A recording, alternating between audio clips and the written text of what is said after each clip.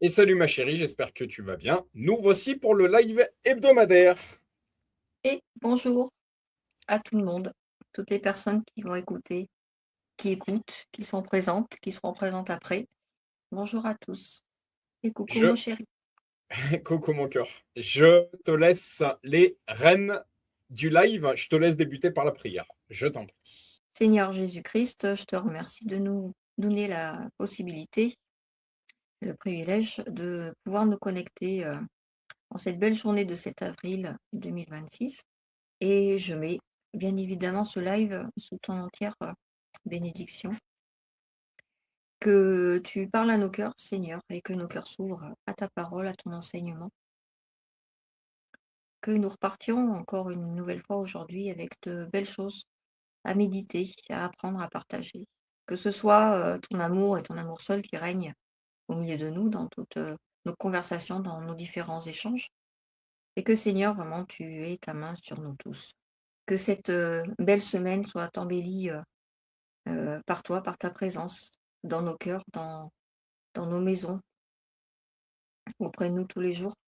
Et merci, parce que je vais le faire tout de suite, cet hommage, puisque nous sommes sur la fin de la semaine sainte et que c'est le thème aujourd'hui. Merci pour le sacrifice que tu as fait pour nous, Seigneur, pour nous délivrer de nos péchés, pour nous racheter. Merci pour tout ce que tu fais également tout au long de notre vie, chaque jour, dans les différents aspects de notre existence. Amen.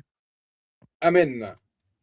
Seigneur Jésus, merci pour cette connexion supplémentaire que tu permets cette semaine. Je voudrais faire un remerciement particulier à Facebook qui m'a débloqué.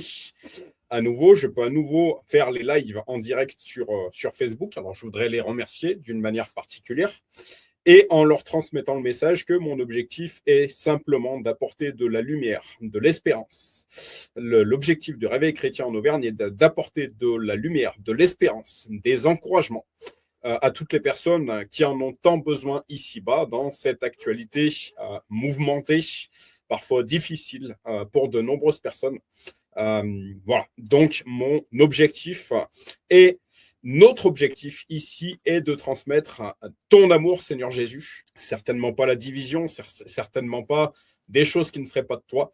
Donc, si nos amis Facebook pouvaient nous laisser la liberté de continuer de transmettre ton amour, Seigneur Jésus, je l'en serais extrêmement reconnaissant.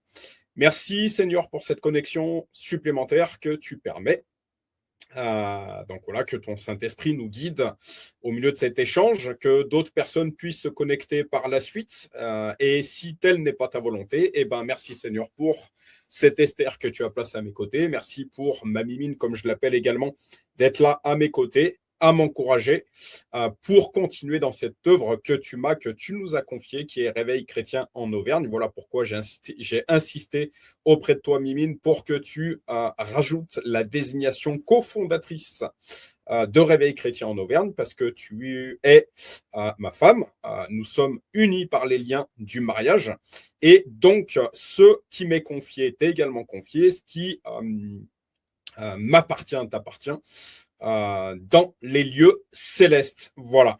Je te laisse la suite de la sainte chronologie de Réveil chrétien en Auvergne, comme j'aime le dire. Je t'en prie, ma chérie.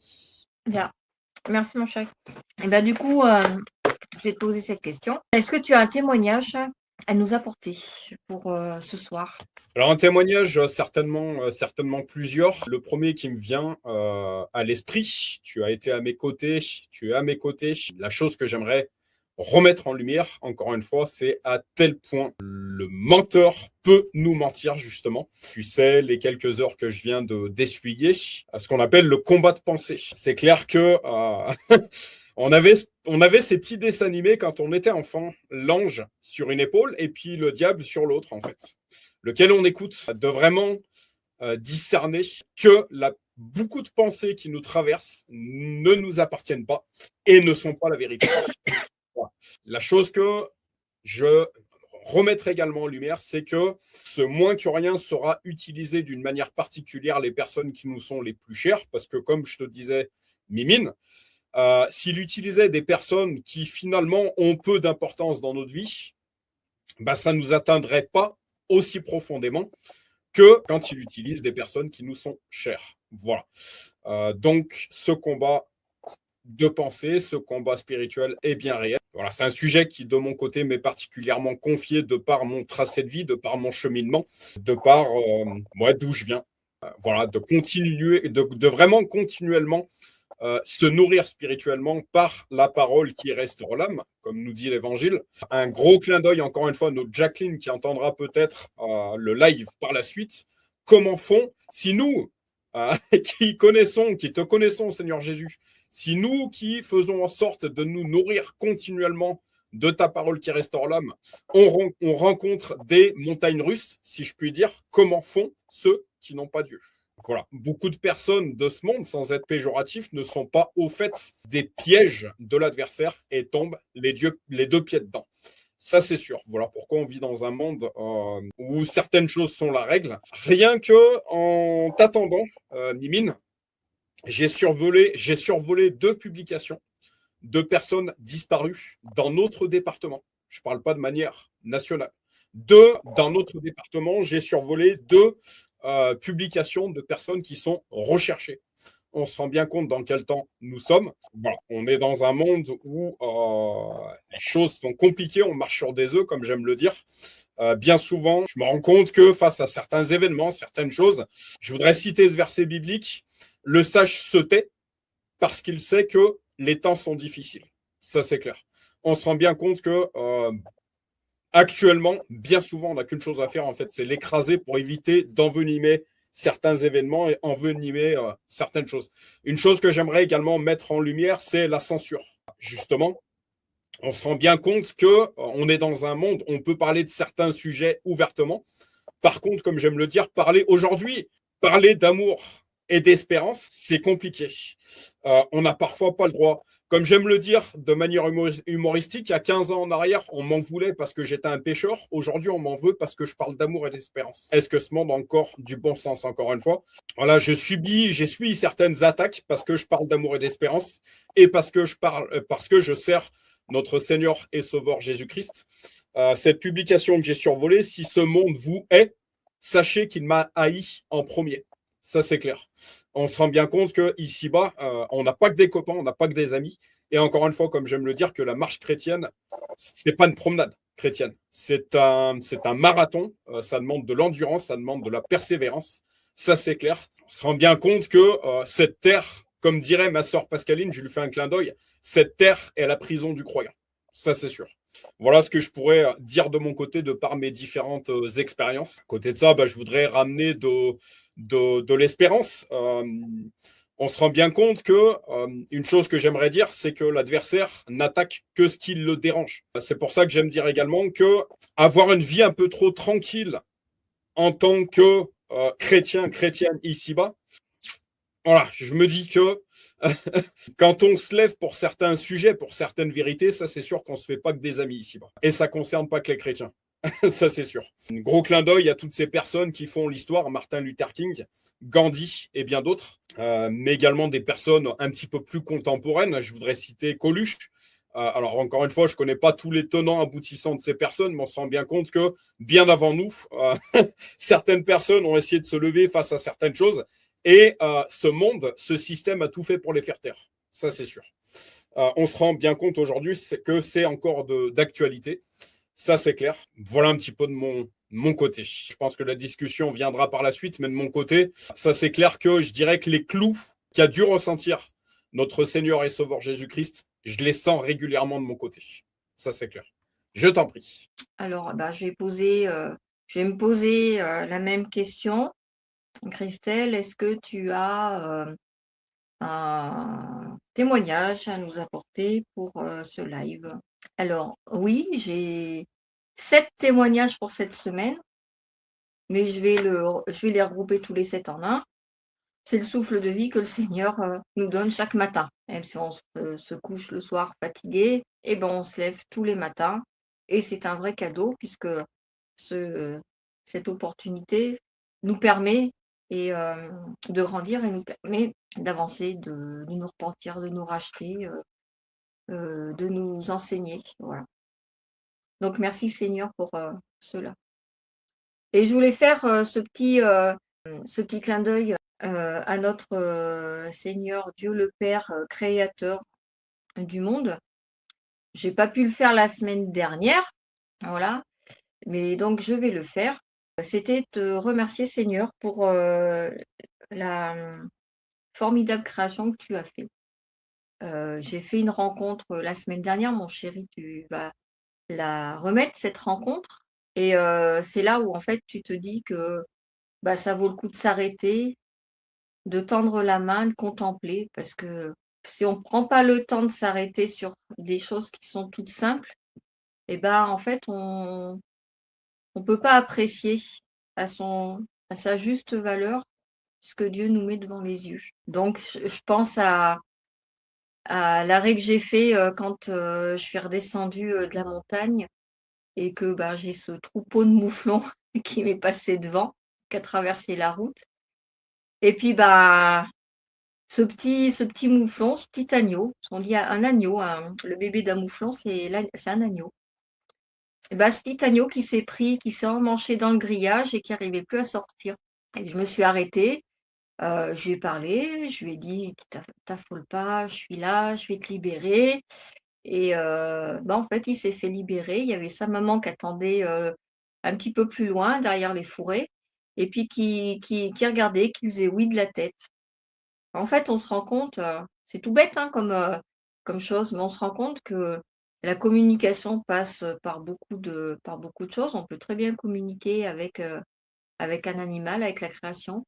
Ils nous le rendent bien parce que, enfin, moi, le hochement de tête, je l'ai, perçu comme un merci, voilà et en fait, je me dis que, ben, je serais passée très vite sur la route, j'aurais pas pris le temps, je roulais tranquillement, hein, je regardais un petit peu le paysage en même temps. Bah, j'aurais passé très vite, le troupeau de mouflons me serait pas passé devant, mais me serait passé derrière. Le petit mouflon se serait emmanché dans le grillage et est-ce que quelqu'un se serait arrêté pour l'aider ou est-ce qu'il serait, bah, resté là, le pauvre, peut-être à dépérir? Voilà. Ben non, je me suis arrêtée donc c'est une leçon en fait pour nous. Prenons le temps de contempler. Voilà, c'est ce que je vais en retirer comme leçon. Prenons le temps de contempler ce qui est autour de nous. Comme il y a un verset qui dit: «Venez à moi, petits enfants». Et ben, mais prenons le temps justement des fois d'être, des petits enfants qui s'émerveillent, d'un bout de caillou, d'un bout de branche, hein. Quand on se promène avec un tout petit, nous des fois on veut aller très vite, mais on se rend compte que les enfants derrière, bah, ils s'arrêtent, ils regardent une fleur, ils touchent ci, ils touchent ça, ils regardent autre chose et puis nous on s'impatiente parce qu'on veut que le tour il se termine vite, on veut bien prendre, l'air de la nature, mais on veut on veut se dépêcher.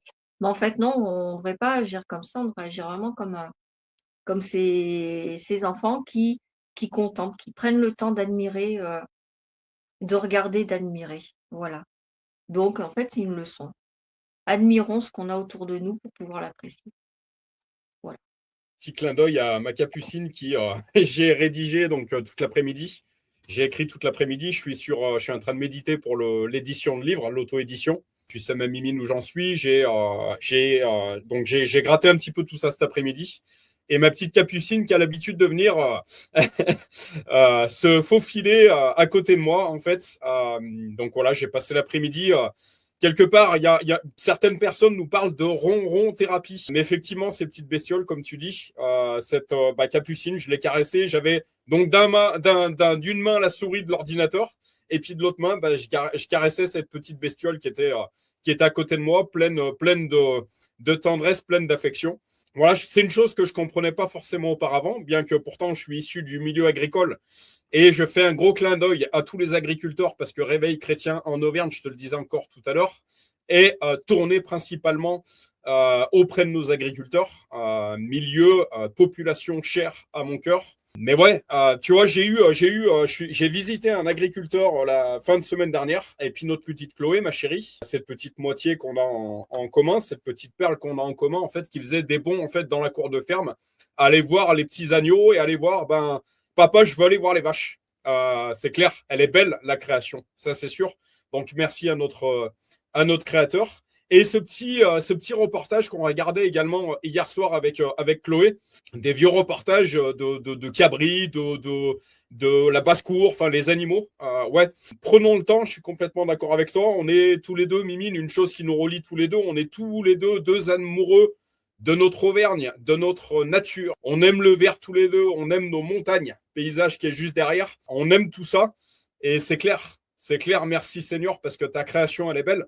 Mais une chose que j'aimerais dire, que j'aimerais rappeler, ma chérie, que je te disais ces dernières heures, ces paysages qu'on a autour de nous, en fait, c'est un aperçu de ce qui nous attend. Parce que malheureusement, l'être humain, de par justement peut-être une agriculture qui était devenue intensive, on peut parler de phytosanitaire, on peut parler de toutes ces haies qui ont été supprimées pour une question de remembrement. Donc, tout un écosystème qui a été supprimé. Les oiseaux, je te disais hier, des chardonnerets, on en voit moins. Bien qu'on a l'impression tout de suite d'une certaine inversion des choses, d'une certaine tendance. On a l'impression que la nature est en train de reprendre ses droits. Et ben, j'ai envie de dire gloire à Dieu. Peut-être à la suite de ces couvre-feux suite au confinement, enfin suite au Covid. Voilà, chacun en aura sa lecture. Tu connais la mienne, qui m'est propre, ma chérie. Après des années de recherche et quelques années de recul. Mais on a l'impression que, ouais, depuis le Covid, la nature est en train de reprendre ses droits. Les chasseurs pouvaient peut-être plus aller à la chasse comme ils voulaient pendant cette période-là. Alors, tout est question d'équilibre. Je ne vais pas dire que tous les chasseurs sont mauvais. Il y a aussi ce qu'on appelle l'équilibre. Il y a un certain terme, synégétique, je crois que c'est ça. Voilà, tout est question d'équilibre. Mais en tout cas, ouais. Pour fermer la parenthèse, ouais. Belle est ta création, Seigneur. Voilà. Je t'en prie, ma chérie. Dans ce que tu viens de dire, je vais rebondir dessus. J'avais regardé, plus si c'est un article que j'avais lu ou une émission que j'ai regardée, qui disait que on s'inquiète parce qu'il y a des espèces, on dit qui disparaissent, et c'est vrai. Mais au final, les scientifiques se rendent compte que de tout temps, ça a toujours été comme ça. Encore une fois, c'est un roulement en fait. Il y a des espèces qui disparaissent, mais il y en a des nouvelles qui apparaissent, et il y a des anciennes qui avaient disparu qui reviennent. Voilà. Et on est dans cet élan où les observateurs de la nature, les différents spécialistes, remarquent qu'il y a des espèces, que ce soit animales, végétales, des insectes, voilà, qui pensaient complètement éteints, disparus complètement, et bien en fait qui sont toujours là, qui reviennent. Voilà. Donc c'est phénoménal aussi, comme quoi, comment la nature, les êtres vivants peuvent se faire oublier, je dirais en quelque sorte, se faire oublier pendant un certain temps, et ont cette force de pouvoir renaître, de pouvoir revivre, de pouvoir réapparaître. Une faculté d'adaptation finalement, voilà. Peut-être que en fait, disent: «Bon, on peut pas s'adapter à l'environnement qu'on a actuellement, mais on va attendre et dans quelque temps on reviendra». En gros, c'est ça l'image que ça me fait, qui me vient en tête. Voilà. Ça c'est chouette, donc c'est vrai que la création elle est belle parce que, là encore une fois, c'est la preuve que la nature, on pourra faire ce qu'on veut contre, hein, mais à un moment donné, elle reprend ses droits, que tu le veuilles ou tu le veuilles pas, elle reprendra ses droits. Voilà, elle reprend sa place. Amen. Amen, amen. Ma chérie, il me semble que tu as un sujet pour ce soir. Eh bien, le sujet pour ce soir, c'est le sujet du moment, en fait, puisque ça fait depuis dimanche dernier, le dimanche des Rameaux, on est rentré dans la Semaine Sainte, et donc je voulais parler de la Semaine Sainte. Alors, c'est pas de mon cru. En fait, j'ai trouvé une lecture qui était super intéressante et qui analyse cette Semaine Sainte. Donc, il y aura quelques petits versets qui vont être cités. Voilà. Je vais d'abord te poser une question, mon chéri. Pour toi, qu'est-ce que c'est que la Semaine Sainte? Qu'est-ce qu'elle représente pour toi? Pâques, la résurrection du Christ, tout un processus en fait. Jésus qui traîne sa croix, va être crucifié, et puis sa résurrection en fait. Alors, c'est très intéressant. Parce qu'en fait, moi, je me suis rendu compte en faisant cette lecture que, ouais, effectivement, on parle de processus. Mais en fait, quand on parle de processus, on pense surtout aux 3 derniers jours. C'est-à-dire quand Jésus fait son chemin de croix, quand Jésus est crucifié et meurt, et quand Jésus est ressuscité. On parle souvent on pense, voilà, on associe la Semaine Sainte en fait à ces 3 événements. Mais en fait, la Semaine Sainte, c'est un processus qui commence depuis le dimanche des Rameaux, ce que je disais tout à l'heure, qui se termine à la résurrection du Christ. Et en fait, on se rend compte qu'avant le porté de la croix, il y a eu des jours qui se sont écoulés avant. Et lors de ces jours, Jésus a vécu des choses. Et en faisant cette lecture, je me suis rendu compte que en fait, le, le sommet de la Semaine Sainte, certes, c'est la crucifixion, la résurrection. Mais avant, il y a eu des événements qui ont toute leur importance et qui veulent emmener un message très très important pour nous, chrétiens, pour nous croyants. Et donc, c'est pour ça que j'ai trouvé cette lecture très intéressante. C'est une analyse d'un homme qui s'appelle Jean-Luc Trachsel, qui est très connu dans le milieu évangéliste. Traxel, voilà. Merci, mon chéri. Donc, qui est un prédicateur suisse qui a beaucoup voyagé un peu partout, qui a partagé l'évangile dans de nombreux lieux, mais qui fait également des choses beaucoup plus quotidiennes, beaucoup plus, comment je vais dire, et à la fois, en fait, il sait aller au-devant d'une multitude de personnes, d'une grande foule, et à la fois, il peut également évangéliser dans un tout petit groupe ou dans des petites choses du quotidien. Voilà.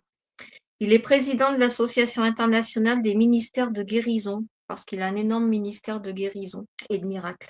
Voilà, donc il est originaire de Suisse, et dès son plus jeune âge, Dieu a mis un fort appel sur sa vie pour répandre sa parole. Il a une forte sensibilité à l'esprit qui lui permet des guérisons miraculeuses et d'emmener les gens au salut. Donc, il a un potentiel quand même, hein.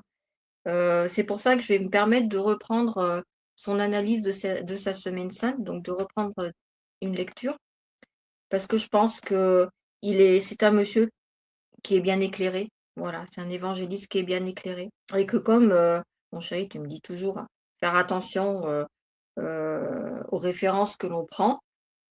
Voilà, je pense que c'est une bonne référence. Alors, la Semaine Sainte, j'ai trouvé, selon la Bible, c'est l'axe, enfin selon la Bible, selon la liturgie chrétienne. Voilà. C'est l'axe central de l'année liturgique qui achève les 40 jours de carême. Les chrétiens commémorent le combat du Christ contre le mal et sa mort sur la croix. La Semaine Sainte débute le dimanche des Rameaux et elle finit la nuit de Pâques avant la résurrection du Christ. Donc en fait, il y a 7 jours et il y a une journée en plus. Donc c'est pour ça que moi, je l'ai scindé en 8 étapes et que je vais parler de chacune de ces étapes qui correspondent en fait à 8 jours. Comme on a lu dans plusieurs lectures, 7 jours bien accomplis. 7 jours bien accomplis qui emmènent à un 8e qui a toute sa place. Voilà. Donc, ce sont donc les derniers jours de Jésus à Jérusalem. Chaque jour de cette semaine commémore un événement de la vie terrestre de Jésus-Christ. Voilà.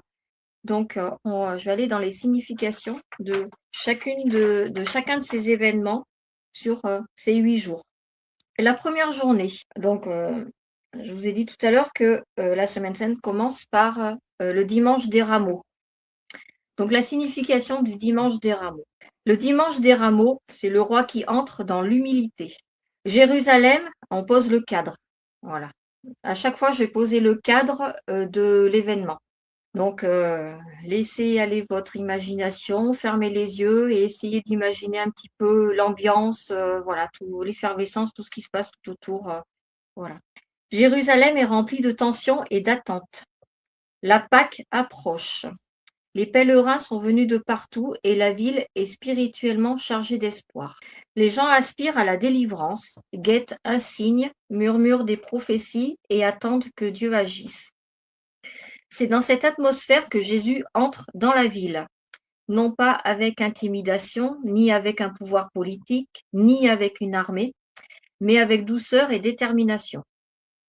Il chevauche un âne, accomplissant ainsi ce qui avait été annoncé par le prophète, révélant dès le premier instant la nature de son royaume, symbole d'humilité. Dans le monde antique, un roi chevauchant un cheval symbolisait la guerre, la conquête et la domination. Un roi chevauchant un âne symbolisait la paix, l'humilité et un autre type d'autorité. Jésus montre au monde que sa victoire ne sera pas obtenue par la force, mais par l'abandon. Il ne vient pas pour renverser Rome, il vient pour renverser le péché. Il ne vient pas pour s'emparer d'un trône, il vient pour porter une croix. Ce n'est pas de la faiblesse, c'est le courage de l'amour divin qui va droit vers la rédemption. La foule crie Hosanna, ce qui signifie Sauve-nous maintenant. Elle reconnaît une vérité, Jésus est le fils de David, le roi promis. Pourtant, beaucoup d'entre eux comprennent mal le type de salut qu'il apporte. Ils veulent un changement immédiat de leur situation, mais Jésus vient pour quelque chose de plus profond. La transformation du cœur humain et la défaite de la mort elle-même. Le dimanche des rameaux révèle une tension puissante. On peut célébrer Jésus bruyamment tout en résistant silencieusement à sa seigneurie.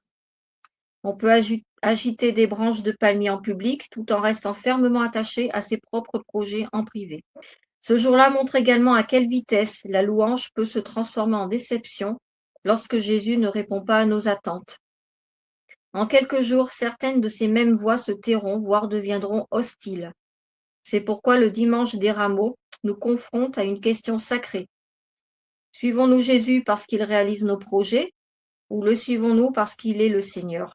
Le roi entre doucement, mais il entre avec autorité. Il vient avec la paix, mais il vient avec une mission qui ébranlera le ciel et la terre. Le dimanche des rameaux n'est pas seulement un événement historique, c'est une invitation personnelle. Jésus vient toujours dans la ville du cœur, il entre toujours doucement, et il appelle toujours à un véritable abandon. La foule a déposé ses manteaux devant lui en signe d'honneur et de soumission. De la même manière, la Semaine sainte commence lorsque nous déposons ce qui représente notre contrôle, notre orgueil, nos droits, nos peurs et même nos attentes, et que nous disons « Jésus règne sur moi ». Le lendemain du dimanche des rameaux, donc le jour numéro 2. Donc le lundi, purifier le temple, purifier le cœur. Après la célébration publique du dimanche des rameaux, Jésus fait quelque chose d'inattendu. Au lieu de renforcer sa popularité, il se rend directement au temple. Au lieu de recueillir des applaudissements, il s'attaque à la corruption, ce qu'il voit l'attriste profondément. La maison qui était censée être un lieu de prière est devenue un lieu bondé, bruyant, où les transactions et les priorités mal placées règnent. Le culte a été éclipsé par la commodité et le profit. L'espace sacré a perdu son caractère sacré. Ce jour-là, Jésus renverse les tables, les pièces de monnaie se répandent sur le sol, les chaises sont renversées, l'atmosphère change en un instant. Ce n'est pas une colère incontrôlée, c'est un zèle sacré. C'est l'amour passionné du Fils pour l'honneur de son Père. Il n'attaque pas les gens, il rétablit le but. Le temple n'a jamais été destiné à être un marché de distraction, il a été conçu pour être un lieu de rencontre. La Semaine sainte ne passe pas directement de la célébration à la résurrection. Elle passe par la purification. Le roi qui entre doucement le dimanche est confronté à des compromis le lundi. Avant que la puissance de la résurrection ne se révèle à l'extérieur, la purification doit avoir lieu à l'intérieur. La purification du temple n'est pas séparée de la croix, elle y prépare le chemin. Jésus enlève ce qui bloque l'intimité, il restaure ce qui a été dilué. Aujourd'hui, nous sommes le temple du Saint-Esprit. La purification du lundi est personnelle. Il ne s'agit pas d'un rituel religieux, mais de l'état du cœur. Avec le temps, même les croyants sincères peuvent laisser les distractions, les ambitions, les peurs ou les compromis cachés envahir l'espace qui appartient à la prière et à la communion. Le Seigneur ne purifie pas pour condamner, il purifie pour restaurer. Sa confrontation est un acte d'amour. Il renverse ce qui diminue l'intimité afin que sa présence puisse à nouveau s'écouler librement. Cette journée invite à une réflexion sincère. Qu'est-ce qui a remplacé la prière? Quel bruit a remplacé le silence? Quelles habitudes ont lentement remodelé l'espace sacré du cœur? Jésus n'entre pas pour faire honte, il entre pour purifier. Les mêmes mains qui ont renversé les tables seront bientôt percées pour notre rédemption. Son autorité est toujours enracinée dans l'amour sacrificiel. La semaine sainte continue, la célébration est terminée, maintenant la purification commence. Le troisième jour, le mardi, l'onction et le parfum de la dévotion. Alors que la tension monte à Jérusalem et que l'opposition contre Jésus s'intensifie, celui-ci se retire à Béthanie.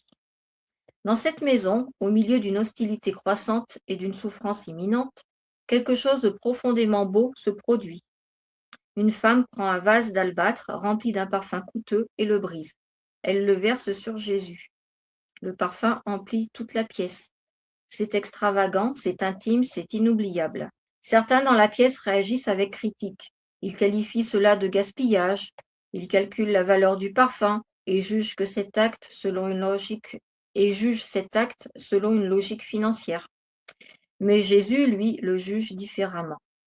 Il y voit de la dévotion. Il y voit une intuition prophétique. Il y voit un amour qui comprend quelque chose que les autres n'ont pas encore saisi. Il déclare qu'elle l'a oint en préparation de son enterrement. Alors que les autres discutent de l'utilité de ce geste, elle discerne le moment. L'onction à Béthanie a lieu avant la trahison, avant le reniement, avant la croix.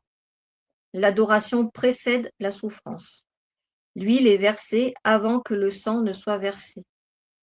Au cours d'une semaine marquée par les tensions et les conflits, cet acte de dévotion apparaît comme une déclaration prophétique. Il affirme que Jésus mérite non seulement les louanges publiques, mais aussi un abandon total. Il affirme que la véritable adoration n'attend pas les circonstances favorables, elle coule même lorsque l'avenir semble sombre. Le brisement du vase d'albâtre est significatif. Une fois brisé, il ne peut être restauré. Il ne s'agit pas d'une dévotion partielle, c'est une offrande totale. Le parfum se répand au-delà de celui qui le verse. De la même manière, l'amour abandonné pour le Christ ne reste jamais caché. Il remplit l'atmosphère, il transforme les environnements, il persiste longtemps après que le moment soit passé. La Semaine sainte nous invite à nous poser une question sérieuse. Calculons-nous notre dévotion ou la déversons-nous sans compter? Le monde peut ne pas comprendre une adoration extravagante. Même les voix religieuses peuvent critiquer un abandon profond. Mais Jésus l'accepte, il l'honore, il s'en souvient. Il déclare que partout où l'Évangile sera prêché, cet acte d'amour sera également raconté. L'onction prépare Jésus à l'enterrement, mais elle révèle également le cœur du véritable disciple. Avant de marcher vers la croix, nous nous agenouillons en signe d'adoration. Avant que la puissance de la résurrection ne se révèle, l'abandon est libéré. La dévotion n'est pas un accès émotionnel, c'est un alignement spirituel avec les priorités du ciel. Quatrième jour, c'est le jeudi saint. La scène est la sainte communion. L'atmosphère dans la chambre haute est lourde de sens. Jésus sait que l'heure est venue. La croix n'est plus lointaine, elle est imminente. Pourtant, au lieu de se retirer, il rassemble ses disciples. Au lieu de parler de stratégie ou de fuite, il prend du pain, il rend grâce, il le rompt, il partage la coupe. Au milieu de la souffrance qui approche, il établit une alliance. Le pain représente son corps qui sera bientôt brisé. La coupe représente son sang qui sera bientôt versé. La Sainte Communion n'est pas seulement un rituel symbolique, c'est la déclaration que la rédemption sera assurée par le sacrifice. L'ancienne alliance pointait vers l'avenir à travers les ombres et les sacrifices. Maintenant, la nouvelle alliance est scellée dans sa propre vie.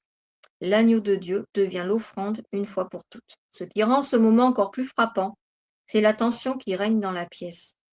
Alors que Jésus parle de l'amour de l'alliance, la trahison est déjà en train de se dérouler. Judas est assis à table. Les mains qui reçoivent le pain échangeront bientôt un baiser contre de l'argent. La fidélité divine et la faiblesse humaine sont présentes dans le même espace. Cela révèle quelque chose de profond sur le cœur du Christ. Il ne retire pas son amour à cause de la trahison imminente, il se donne pleinement, même en sachant ce qu'il va arriver. Le jeudi saint nous rappelle que la grâce n'est pas fragile, elle est intentionnelle. Jésus lave les pieds des disciples avant qu'ils ne comprennent la croix. Il sert avant d'être servi. Il s'abaisse avant d'être élevé. La table devient le lieu où se rencontrent l'humilité, le sacrifice et l'alliance. Cette communion nous invite à nous souvenir, mais ce souvenir n'est pas un simple rappel passif, c'est un alignement actif. Lorsque nous prenons le pain et la coupe, nous déclarons que son sacrifice définit notre identité. Nous proclamons que son sang parle plus fort que nos échecs. Nous confessons que nous vivons sous la protection et la promesse de la nouvelle alliance. Au cours de la Semaine sainte, cette nuit est une pause sacrée, avant l'arrestation, avant le procès, avant les clous. Il y a le pain rompu dans l'amour, il y a le vin versé dans l'alliance, il y a un sauveur qui se donne librement. Alors, je vais faire une petite pause, puisqu'on est à mi-parcours, mon chéri, et je vais... Bonjour Pascal, et je vais du coup, mon cœur, te demander si tu as un retour à me faire par rapport à ce que je viens de dire. Un retour, non pas forcément, j'aurais plus une petite question. Donc, on a. Salut Pascal. Donc, on a notre ami Pascal qui nous rejoint, gloire à Dieu. Si j'avais une question à te poser, si tu avais une conclusion de cette première partie, justement, à faire à notre Pascal qui vient d'arriver, voilà, il arrive. Quel mot tu lui dirais pour cette première partie? Quel mot je lui dirais? Il arrive, il arrive et te pose la question de quoi vous êtes en train de parler. Qu'est-ce que tu lui dis à Pascal? De la signification profonde de la Semaine sainte pour le chrétien. Le processus voilà. Le chemin, c'est un chemin, c'est pas que 3 jours, mais c'est le chemin, voilà, que Jésus a pris tout au long de cette Semaine sainte. Comment vas-tu, Pascal? Bien, Ok, super. Super, tout va super. bien. Sois le bienvenu. Je te laisse continuer, ma chérie. Alors, le 5e jour, trahison et déni, le prix de la faiblesse. La Semaine sainte s'enfonce désormais dans les ténèbres du cœur humain. La table de l'alliance est dressée, le pain a été rompu, la coupe a été versée, et pourtant dans la même nuit, la trahison et le reniement se produisent. Ce n'est pas seulement l'histoire de Judas et de Pierre, c'est un miroir tendu à chaque croyant qui montre ce que la pression peut révéler et ce que la grâce doit guérir. Judas trahit Jésus par un baiser. Un geste qui devrait communiquer de l'affection devient une arme des ténèbres. La trahison n'est pas toujours bruyante, parfois elle est intime. Parfois elle est si proche qu'elle peut vous effleurer le visage. Judas marche avec Jésus, écoute ses enseignements, est témoin de sa puissance et choisit néanmoins une voie différente. C'est la tragédie d'un cœur qui reste proche de la présence de Dieu sans se soumettre pleinement à la seigneurie de Dieu. Puis la scène passe à Pierre. Pierre est sincère, il est passionné, il se croit fort. Il a déclaré avec confiance qu'il ne renierait jamais Jésus. Mais lorsque la peur s'empare de lui, sa force s'effondre. Sous le poids des accusations, il renie Jésus à plusieurs reprises, non pas parce qu'il le déteste, mais parce qu'il est terrifié. La peur peut faire taire la dévotion. La peur peut déformer l'identité. La peur peut faire oublier à un disciple sa propre vocation. Pourtant, Jésus l'avait prévu avant que cela n'arrive. Luc rapporte quelque chose de profondément puissant. Jésus dit à Pierre, « Satan vous a réclamé pour vous cribler comme on crible le blé. » Puis il ajoute, « J'ai prié pour toi, Simon, afin que ta foi ne défaille pas. » Cela révèle que la bataille n'est pas seulement extérieure, il y a une guerre spirituelle autour de l'appel. Il y a une résistance contre la destinée. L'ennemi n'est pas impressionné par nos déclarations, mais il est terrifié par notre avenir. Il veut tamiser, secouer et briser ce que Dieu a ordonné. Mais voici la révélation concentrée. Jésus ne prie pas pour que Pierre ne faillisse jamais, il prie pour que la foi de Pierre ne soit pas détruite. L'échec n'est pas la fin lorsque l'intercession est en place. La faiblesse n'est pas définitive lorsque la grâce est plus forte. Jésus prophétise même la restauration. Quand tu seras revenu, dit-il, affermis tes frères. En d'autres termes, ta restauration deviendra ton ministère, tes larmes deviendront ton témoignage. Quand le coq chante, Pierre se souvient. Ce moment est accablant, il sort et pleure amèrement. Ce ne sont pas des larmes théâtrales, ce sont les larmes d'un homme brisé qui réalise qu'il n'est pas aussi fort qu'il le croyait. Pourtant, ces larmes sont aussi le début de la guérison. Dieu peut faire quelque chose avec des larmes amères car elles mènent souvent à une véritable repentance. Cette journée nous enseigne que la confiance humaine ne suffit jamais. Nous avons besoin de la puissance soutenante du Saint-Esprit. Nous avons besoin de la puissance protectrice du Christ. Nous avons besoin de la miséricorde de Dieu qui nous accueille lorsque nous tombons. La Semaine sainte ne cache pas la faiblesse, elle la rachète. Elle expose la fragilité afin que la grâce puisse reconstruire la force sur de nouvelles bases. Si vous portez une honte, souvenez-vous de ceci. Le reniement est réel, mais l'intercession est réelle. La trahison est douloureuse, mais la rédemption est plus grande. L'échec n'est pas le dernier chapitre. Le même Jésus qui a regardé Pierre après son reniement est le même Jésus qui plus tard a restauré Pierre près du feu et lui a confié une mission. 6e jour, le vendredi saint. La croix et la descente aux enfers. Le vendredi saint est au cœur de l'histoire. Tout ce qui précède ce jour le précède et tout ce qui suit découle de lui. La croix n'est pas simplement un symbole de souffrance. C'est l'autel où la justice et la miséricorde se rencontrent, où le péché est jugé, où la rédemption est acquise, où l'amour de Dieu est révélé sans compromis. Jésus n'est pas traîné vers la croix contre sa volonté. Il donne sa vie. Il avance en toute connaissance de cause. Il n'est pas victime des circonstances. Il est l'agneau de Dieu qui accomplit son dessein. Chaque pas vers le Golgotha est intentionnel. Chaque souffle est obéissance. La croix n'est pas un accident, c'est le plan de Dieu exécuté dans l'amour. Ésaïe 53 révèle la réalité spirituelle qui se cache derrière l'horreur visible. Il a été transpercé à cause de nos transgressions. Il a été écrasé à cause de nos iniquités. Le châtiment qui nous a apporté la paix a été sur lui. Par ses blessures, nous sommes guéris. C'est une substitution, c'est un échange. L'innocent prend la place du coupable. Le juste se tient là où les pécheurs mériteraient de se tenir. Puis vient le cri, tout est accompli. Ce n'est pas un soupir de défaite, c'est un cri d'achèvement.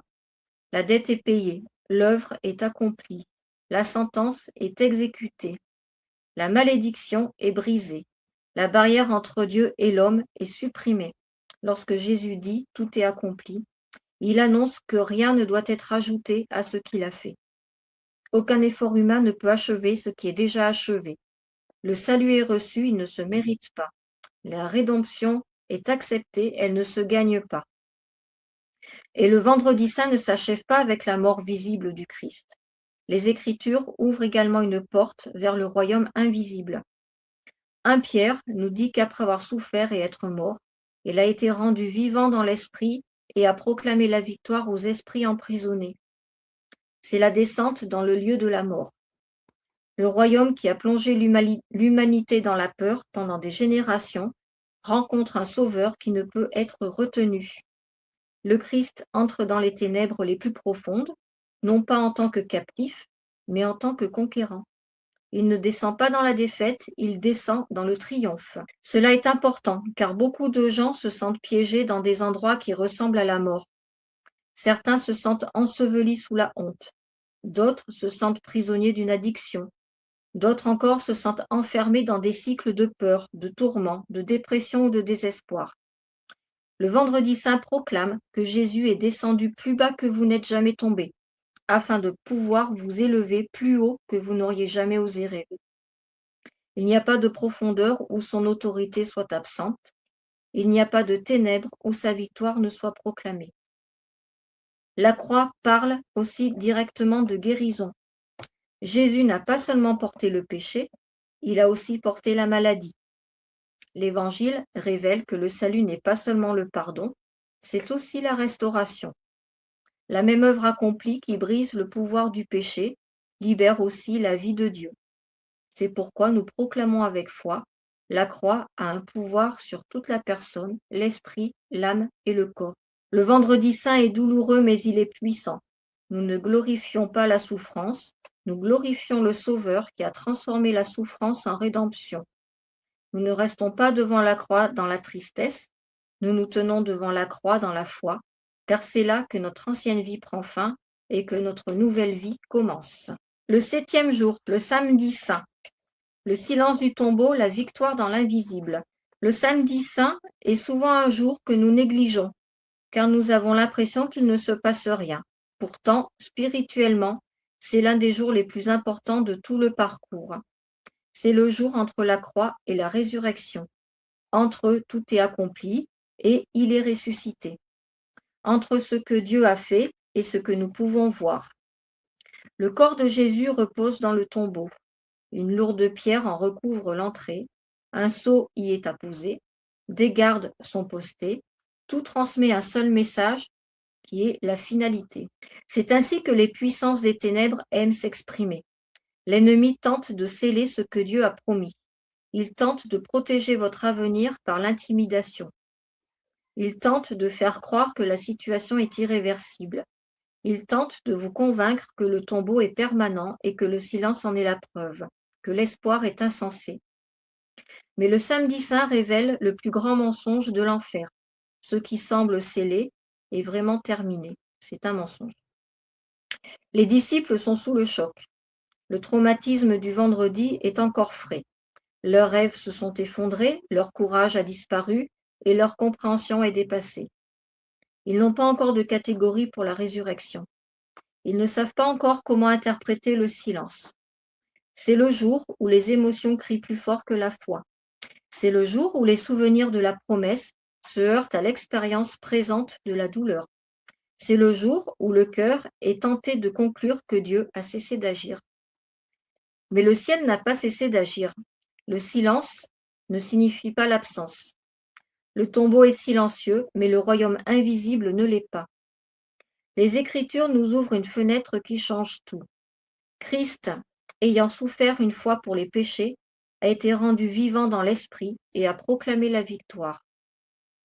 Le samedi saint n'est pas seulement l'attente des disciples, c'est la déclaration du conquérant. Le royaume de la mort n'est pas un lieu où Jésus est piégé, c'est un royaume où son autorité est proclamée. Le lieu qui maintenait l'humanité dans la peur devient la scène où la suprématie du Christ est proclamée. C'est pourquoi le samedi saint est un jour de foi profonde pour chaque croyant. Il y a des moments où Dieu a parlé, où Dieu a fait des promesses, où Dieu a déjà révélé sa parole, et pourtant, ce que vous voyez ressemble à un tombeau scellé. Beaucoup de gens vivent dans cet espace. Vous avez prié et la situation a empiré. Vous avez obéi et la porte semblait se fermer. Vous avez fait un pas en avant et la résistance s'est accrue. Le samedi saint vous enseigne à ne pas interpréter le retard comme un refus, à ne pas interpréter le silence comme un abandon. Le sceau sur la pierre est également prophétique. Il représente toutes les tentatives visant à faire de la mort le dernier mot. Pourtant, Dieu n'a pas besoin de la permission des dirigeants, des systèmes, des démons ou des circonstances pour accomplir son dessein. Le sceau n'a pas empêché la résurrection. Les gardes n'ont pas empêché la résurrection. La pierre n'a pas empêché la résurrection. Le tombeau n'a pas empêché la résurrection. Le samedi saint est la preuve que la sécurité humaine ne peut entraver la destinée divine. Ce jour purifie également la foi. La foi du vendredi s'accroche à la croix. La foi du dimanche célèbre la victoire. La foi du samedi apprend à attendre sans s'effondrer. Elle apprend à espérer sans preuve. Elle apprend à adorer sans récompense. Elle apprend à faire confiance à Dieu pour ce qu'il est, et pas seulement pour ce qui est visible. L'Épître aux Romains dit que nous espérons ce que nous n'avons pas encore et que nous l'attendons patiemment. Cette patience n'est pas passive, c'est une attente ancrée. C'est une force spirituelle sous pression. Le samedi saint n'est pas vide, il est fécond. Il est le ventre de la résurrection. L'ennemi l'appelle enterrement, mais Dieu l'appelle préparation. Le monde l'appelle silence, mais le ciel l'appelle stratégie. Vous avez peut-être l'impression d'attendre dans l'obscurité, mais Dieu accomplit souvent ses plus grandes œuvres là où les yeux ne peuvent voir, là où l'orgueil ne peut toucher, et là où seule la foi peut se tenir debout. Si vous êtes dans une saison de samedi, écoutez ceci clairement. La pierre n'est pas votre histoire, le sceau n'est pas votre avenir. Le tombeau n'est pas votre identité. Dieu n'est pas en retard. Dieu n'est pas confus. Dieu n'est pas vaincu. La résurrection est plus proche que vous ne le pensez. Et le dernier jour de cette semaine sainte, le dimanche de Pâques. Résurrection et victoire absolue. À l'aube du premier jour de la semaine, l'histoire a basculé à jamais. Les femmes se sont approchées du tombeau, les mains chargées d'aromates et le cœur rempli de tristesse. Elles ne s'attendaient pas à un miracle, elles s'attendaient à honorer un corps. Le vendredi avait brisé leurs espoirs, le samedi avait scellé leur confusion. La pierre était le symbole visible de la finalité. Tout dans cette scène témoignait de la victoire apparente de la mort. Mais le ciel en avait décidé autrement. Un ange descendit, la terre trembla, la pierre fut roulée, non pas pour libérer Jésus, mais pour révéler qu'il n'était plus retenu par la mort. La tombe qui avait englouti des générations ne pouvait retenir le Fils de Dieu. Celui qui avait déclaré tout est accompli est désormais la preuve vivante que l'œuvre a été acceptée et que la victoire est acquise. La résurrection est l'affirmation retentissante du Père que la croix a accompli exactement ce qu'elle devait accomplir. Lorsque l'ange proclama « Il n'est pas ici, il est ressuscité comme il l'avait dit », ces mots résonnèrent à travers l'éternité. Comme il l'avait dit. La résurrection n'est pas une improvisation, c'est l'accomplissement. Jésus l'avait annoncé. Il avait déclaré qu'il donnerait sa vie et la reprendrait. L'ennemi a entendu ces paroles et a tenté de les empêcher. Les autorités ont scellé le tombeau et posté les gardes pour faire croire que la mort était définitive. Mais aucun sceau ne peut entraver le dessein de Dieu. Aucune pierre ne peut emprisonner l'auteur de la vie. Aucune tombe ne peut faire taire la parole faite chair. La résurrection n'est pas seulement une croyance réconfortante, c'est une conquête cosmique. La mort, l'ennemi ultime, a été vaincu de l'intérieur. Le pouvoir qui asservissait l'humanité dans la peur a été brisé. La malédiction introduite dans l'Éden a été inversée. Ce que le péché avait corrompu, Christ l'a restauré. Ce que la tombe avait réclamé, Dieu l'a récupéré. La résurrection déclare que les ténèbres n'ont pas le dernier mot et ne l'auront jamais. Cette victoire n'est ni lointaine ni symbolique, elle est personnelle et présente. Les Écritures déclarent que le même esprit qui a ressuscité Jésus d'entre les morts vit désormais en ceux qui croient. Cela signifie que la résurrection n'est pas seulement quelque chose dont nous nous souvenons, c'est quelque chose que nous portons en nous. La puissance qui a ressuscité Christ d'entre les morts est active, vivante et à l'œuvre en nous. La peur perd son autorité en présence de la vie de résurrection. La honte perd son emprise. Le désespoir perd son argument. L'avenir n'est plus dicté par la mort, mais par le Christ vivant. Lorsque Jésus est apparu à ses disciples, il n'a pas parlé de défaite ou de prudence, il a parlé de paix. Il a soufflé sur eux. Il leur a confié une mission. La résurrection ne produit pas des croyants timides, elle produit des témoins audacieux. Ceux qui s'étaient cachés par peur sont devenus des proclamateurs intrépides parce qu'ils avaient vu le Seigneur ressuscité. Ils ne prêchaient pas une philosophie, ils prêchaient une personne qui avait vaincu la tombe. La résurrection réécrit également l'identité. Vous n'êtes pas défini par l'échec du vendredi, vous n'êtes pas emprisonné par le silence du samedi, vous êtes ancré dans le triomphe du dimanche. En Christ, vous ne luttez pas pour la victoire, vous vous tenez debout en elle. Vous ne vous efforcez pas d'être accepté, vous vivez de l'approbation. Vous ne craignez pas la tombe, vous servez celui qui en détient les clés. Paul exulte dans une confiance triomphante, déclarant que la mort a été engloutie dans la victoire. Engloutie, pas reportée, pas adoucie, pas négociée, mais bel et bien détruite. L'aiguillon est retiré, la menace est brisée, la tombe est vaincue. La résurrection n'est pas un optimisme fragile, c'est une réalité inébranlable. C'est la déclaration que rien n'est impossible au Dieu qui ressuscite les morts. Le dimanche de Pâques est un feu d'artifice céleste. C'est le rugissement du triomphe après le silence de l'attente. C'est le dévoilement de la gloire après l'humiliation de la croix. C'est l'annonce que Jésus-Christ est Seigneur non seulement dans les cieux, mais aussi dans l'histoire, sur les nations, sur la maladie, sur les ténèbres, sur toute puissance qui s'oppose à lui. Le roi qui est entré à Jérusalem dans l'humilité règne désormais dans l'autorité ressuscitée. Et parce qu'il vit en nous, nous vivons. Parce qu'il a vaincu, nous tenons bon. Parce qu'il est ressuscité, nous ressuscitons. Le tombeau vide n'est pas seulement un lieu, c'est une proclamation. il déclare que l'espoir est vivant, que la rédemption est accomplie et que l'histoire du croyant ne se termine pas par la défaite, mais par une victoire éternelle. Et voilà, j'en ai fini de cette lecture. Amen. Amen, amen. Alors, j'ai noté plusieurs petites choses, ma chérie. Suite à cet enseignement, avec tes mots à toi, quelle est ta conclusion? Eh ben, en fait, moi, j'avais lu tout cela depuis quelques jours et je me suis rendu compte qu'en fait, on symbolise pas, comme tu le disais tout à l'heure, avec les 3 jours, avec le chemin de croix, la crucifixion et la résurrection. Mais en fait, on se rend compte qu'il y a tout un cheminement qui finalement résume en fait la vie de Jésus et ce pourquoi il était sur terre. C'est tout l'enseignement précédent, la croix, finalement.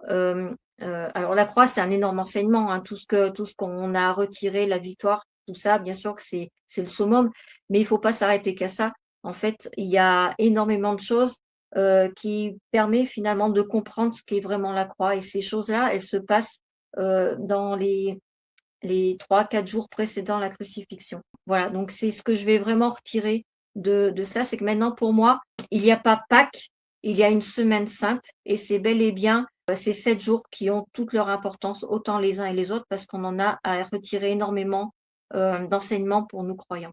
Amen. Est-ce que tu as d'autres choses à soulever, à dire? Je pense qu'il y a beaucoup de choses, voilà, tout est dit, mais je le relirai et je le réécouterai, hein, encore avec le recul. On mesure l'amour de Dieu et l'amour du Christ pour nous, parce qu'en fait, on se rend compte dans les lectures que je viens de faire, que finalement, il le savait depuis le début, il savait quel était l'aboutissement, l'accomplissement de sa mission, vers quoi il allait, vers quoi il tendait. Il savait qu'il allait être crucifié. Et puis en fait, non, il a tellement été rempli d'amour pour nous libérer de tous nos travers, de tous nos péchés, pour nous libérer de la mort, de Satan, de tout, qu'il a été vraiment jusqu'au bout. Donc on mesure on mesure. C'est énorme l'amour qu'il a pour nous. Voilà, parce qu'il a quand même été au bout de ça, alors que plus d'un, par exemple nous, hein, est-ce qu'on aurait fait la même chose, hein? Voilà, c'est vraiment, enfin, c'est énorme. Moi, je pense que c'est ce que je retiendrai vraiment de ce sacrifice, c'est la mesure de l'amour, mais fois X milliards qu'il a pour nous, quoi. Voilà, c'est énorme. Amen, amen. Pascal, tu es arrivé en cours de route. Est-ce Oui, que oui. ça a suscité quelques petites choses chez toi? Est-ce que des quelques petites choses que tu as entendues, est-ce que ça a soulevé des choses chez toi? Est-ce que ça a fait écho à certaines choses? Je t'en prie. Ah oui, bien sûr, oui. Oui, bah, j'ai envie de dire une analyse nouvelle pour moi des choses qui se sont passées pendant ces jours-là. Ouais, il y a plein d'aspects que j'avais pas vu comme ça. Lesquelles, par exemple? Euh, je les ai pas notés. Mais oui, c'est intéressant. Chaque jour, il y a eu des choses qui sont passées. Moi, je voyais les choses différemment, quoi. Je voyais les choses un petit peu différemment. Enfin, différemment dans le sens où je l'analysais pas tout à fait pareil, quoi. Voilà. Je suis content de l'avoir entendu. Amen. Ma chérie, est-ce que tu aurais des questions, des choses que tu aimerais susciter à notre Pascal? Ouais, moi, je te demanderais, Pascal, pour toi, la, la semaine sainte, parce que ça serait intéressant de se poser la question aussi, même tous. Alors, c'est dommage parce que tu n'as pas entendu sur les jours précédents, mais je t'invite à réécouter le live quand il sera diffusé. Pour toi, quel est le jour qui a un plus grand impact, en fait, intérieurement, dans cette semaine sainte? Lequel te parle le plus par rapport peut-être à ton vécu, peut-être à tes attentes, à tes questionnements? C'est une bonne question. En fait, j'aurais beaucoup de mal à te répondre parce que, ben, comme chaque jour de la vie du ministère du Christ sur la terre, il y a eu des choses il nous a apporté des choses exceptionnelles, des choses nouvelles, exceptionnelles, que jamais personne n'avait fait avant lui. Être resté à Jérusalem alors qu'il savait que sa vie était en danger, il fallait qu'il le reste. De toute manière, c'était sa mission. Il était venu pour ça. J'étais justement en train de lire Jean ces derniers jours, hein, eh bien, le jour où il a pris la Pâque avec ses disciples, en fait, il était heureux de faire ce dernier repas avec eux. Il dit, j'ai ardemment désiré faire cette Pâque avec vous. Et il a donné des enseignements aux disciples comme jamais, quoi. Et à la fin, dans le jardin, il leur dit, ah, enfin, il dit quelque chose comme, ah, enfin, vous croyez vraiment que je suis le Fils de Dieu. Et au bout de 3 ans, le dernier jour, le dernier moment, il croit. Il croit vraiment. Voilà. Et voilà, on est un peu tous pareils, quoi. C'est vraiment quand les choses deviennent à leur point culminant, où l'intensité est maximum, que il se passe des choses, quoi. Et pour les disciples, ça a été, ils ont attesté qu'ils avaient cru. Et Jésus a dit, maintenant vous croyez. Donc il avait pleinement rempli sa mission, quoi. Et après, enfin, il avait pleinement rempli sa mission vis-à-vis de ses disciples. Et après, il avait encore une grande mission à faire, c'était d'être élevé, de monter sur la croix. Voilà. Mais il dit bien, personne m'ôte ma vie, je la donne. Et je la donne pour mes amis. Il dit à ses disciples, maintenant vous êtes mes amis et je vous parle librement. Et moi, je trouve que c'est ce dernier repas qu'il a pris, cette nuit dans le jardin, les enseignements qu'il a donnés sont tellement forts, tellement puissants, et puis les promesses qu'il a faites sont tellement exceptionnelles, quoi, mais bon, après le lendemain, la croix, tout ce qu'il a souffert, tout ce qu'il a dû endurer, voilà. Il n'y a que lui qui pouvait parce que Dieu était avec lui, supporter tout ça et arriver à faire tout ça et garder la conscience de tout ce qu'il avait à accomplir et de le faire jusqu'au bout, quoi. Et tant mieux pour nous. Voilà. Parce que par lui, on est sauvés. Amen. Amen, amen. D'autres choses à dire, Pascal? Non. Ok. Pas pour le moment. Ok. Je vais donc vous faire part des quelques points que j'ai pu noter de mon côté. Donc, Jésus offre sa vie en connaissance de cause. Cela me rappelle tous ces héros de la foi qui ont sacrifié leur vie pour celle des autres. Et j'ai mis un verset en parallèle. Celui qui voudra sauver sa vie la perdra, mais celui qui la perdra à cause de moi la sauvera. C'est clair que tous ces héros de la foi, héroïnes de la foi, avaient notion en fait de cette vie éternelle.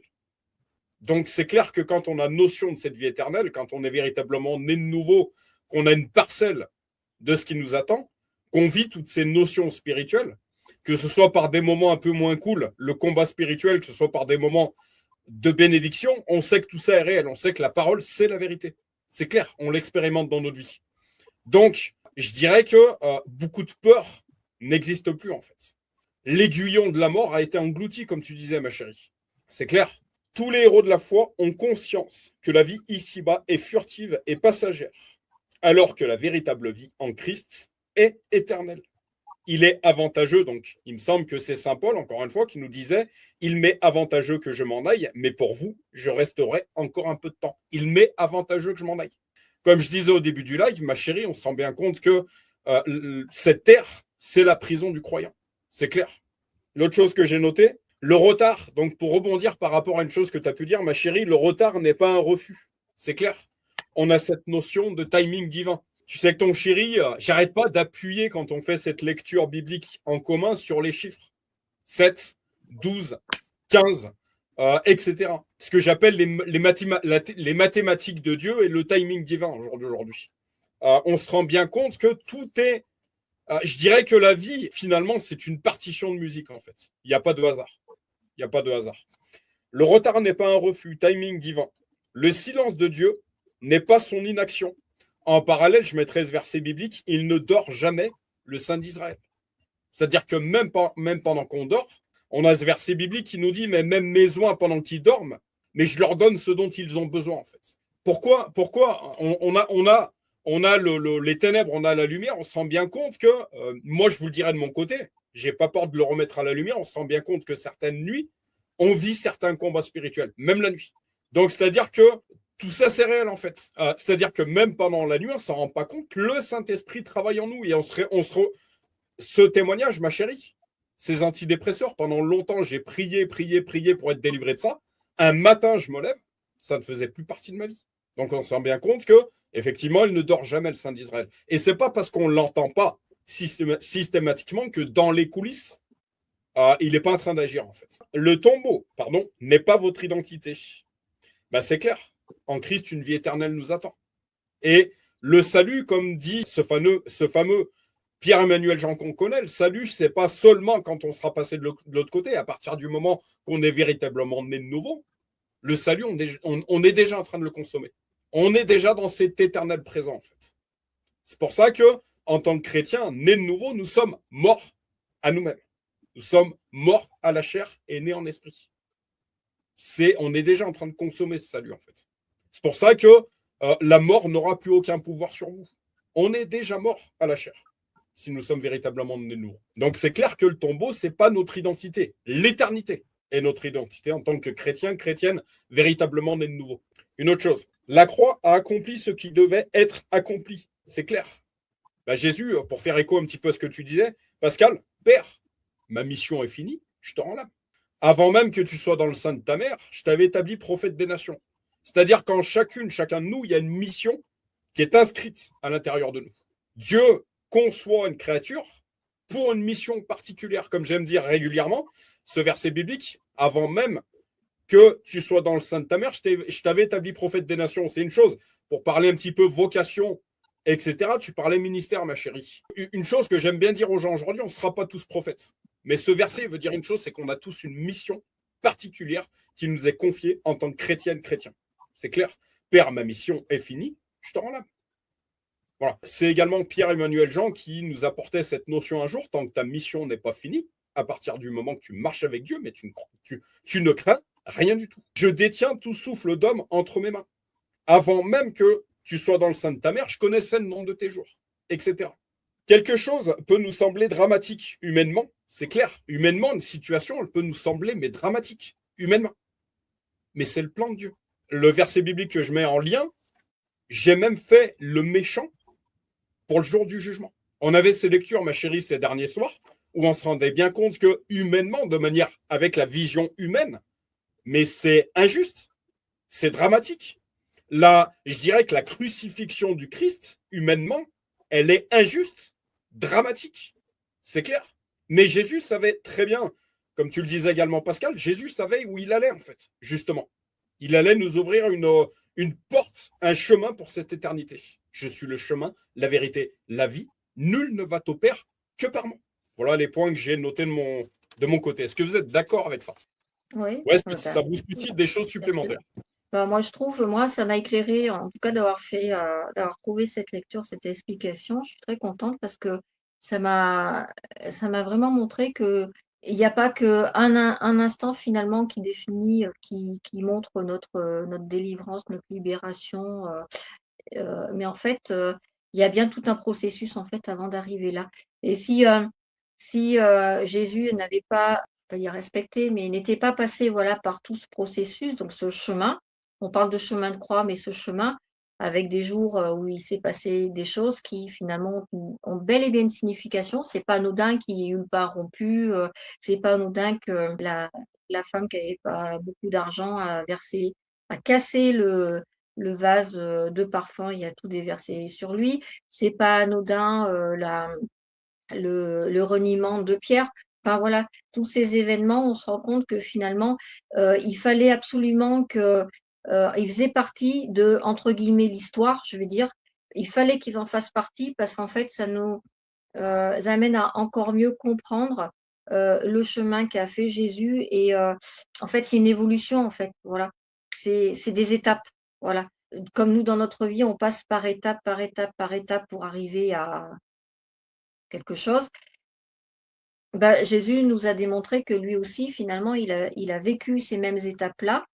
On a en retiré une signification, personnelle et spirituelle parce que il y a des significations, hein, il y a des leçons à tirer de ce qu'il a vécu, mais il fallait absolument passer par ces étapes pour pouvoir, arriver à la résurrection. Et moi, et je pense comme certainement beaucoup d'autres croyants, on pense résurrection, on pense Pâques, ce que je disais au début, on pense qu'à ces 3 jours-là, le vendredi, le samedi et le dimanche. Voilà, c'est tout. Mais on n'a pas conscience finalement que les jours précédents, en fait, ça faisait vraiment partie de l'étape de la crucifixion et de la résurrection. Donc, ouais, c'est un bel enseignement que j'ai lu là et c'est pour ça que je voulais vraiment le partager parce que je pense que, ouais, c'était important de se rendre compte que Jésus non seulement a enseigné toute sa vie, mais, il nous a particulièrement amenés d'ailleurs Pascal, tu l'as souligné, hein, c'est quand, ils ont brisé, quand ils ont fait cette nouvelle alliance, que le pain a été rompu, que le vin a été, bu, que là, les disciples ont vraiment reconnu Jésus comme étant le Fils de Dieu. Voilà. Et ben, s'il n'y avait pas eu ces étapes-là, on ne l'aurait pas reconnu non plus. Donc c'est vraiment fallait vraiment passer par là aussi. Amen. Donc, tu as parlé de la Semaine Sainte. Je voulais faire une courte lecture pour compléter tout ça. Peut-être une autre, mais déjà celle-ci. Qu'est-ce qu'un jour saint? Dans la Bible, le mot saint signifie mis à part. Dieu est saint. Les chrétiens sont appelés à être saints. Un jour saint est donc un jour mis à part pour se concentrer sur les choses du Seigneur. La Bible mentionne des jours saints et au fil des siècles, les églises chrétiennes ont institué d'autres jours saints par tradition. La Bible mentionne au moins 8 jours saints, ou groupes de jours, également appelés fêtes ou festivals.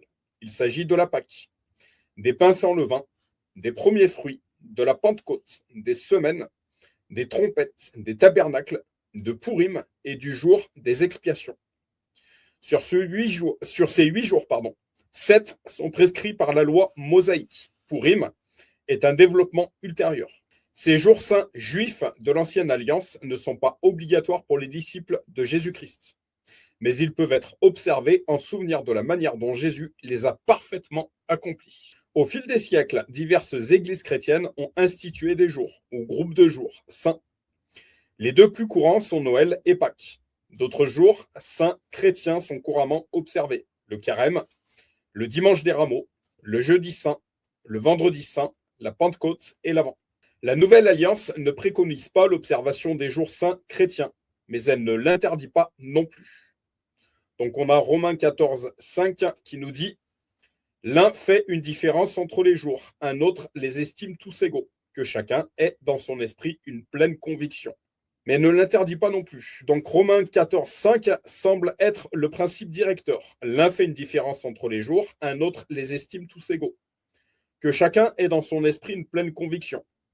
Si un chrétien veut observer un jour saint, il doit être pleinement convaincu que cela ne viole pas la parole de Dieu, que cela peut être fait à la gloire de Dieu. Donc on a 1 Corinthiens 10, 31 qui nous dit « Ainsi donc, que vous mangiez, que vous buviez ou que vous fassiez, faites tout pour la gloire de Dieu. Et que cela peut s'avérer spirituellement bénéfique. » 1 Corinthiens 6, 12 « Tout m'est permis, mais tout n'est pas utile. Tout m'est permis, mais je ne me laisserai pas dominer par quoi que ce soit. » Et 1 Corinthiens 10, 23 « Tout m'est permis, mais tout n'est pas utile. Tout m'est permis, mais tout n'édifie pas. » En fin de compte, pour le disciple de Jésus-Christ, pour la disciple de Jésus-Christ, chaque jour devrait être un jour saint.